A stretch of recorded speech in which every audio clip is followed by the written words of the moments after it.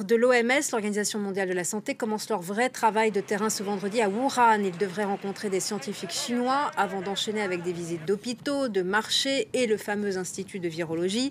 Washington a mis un coup de pression souhaitant évaluer la crédibilité du rapport.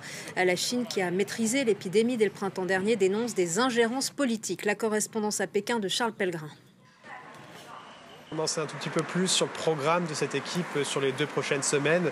Tout d'abord, oui, cette rencontre avec leurs homologues chinois ce vendredi. Ensuite aussi une visite du marché de Huanan qui est considéré comme étant l'épicentre de cette pandémie où a eu lieu du commerce d'animaux sauvages et aussi la visite de l'Institut de virologie de Wuhan car les enquêteurs de l'OMS expliquent qu'ils sont prêts à considérer toutes les hypothèses sur comment ce virus a réussi à se diffuser à Wuhan.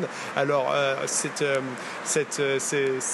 hypothèse d'une fuite du laboratoire est avancée par Washington et l'ancienne administration Trump, citant des sources de leurs renseignements expliquant qu'il y avait des problèmes des protocoles de sécurité.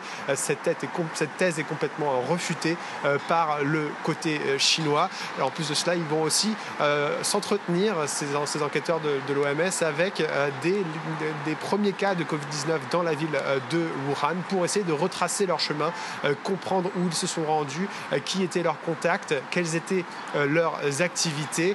Et dans ce travail, il y a 2 risques. Tout d'abord, le fait que ce travail d'entretien se base sur la fiabilité de la mémoire des gens après 1 an après la fait. Et ensuite, il y a une opportunité pour les autorités chinoises d'exercer une pression sur ces personnes qui seront interviewées par les enquêteurs de l'OMS. En tout cas, sur les 2 prochaines semaines, ce qui est clair, c'est que ces enquêteurs de l'OMS sont entièrement dépendants sur la coopération des autorités chinoises.